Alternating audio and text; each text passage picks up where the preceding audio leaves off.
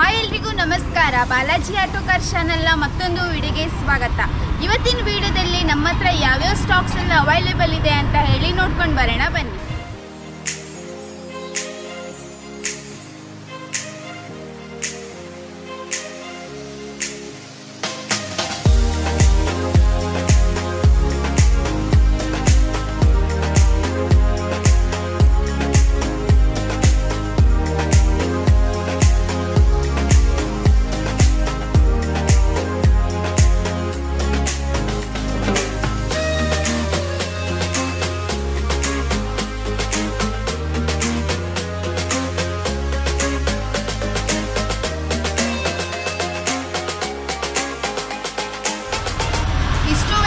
ನಿಮಗೆ ತೋರಿಸಿದ್ದೇವೆ.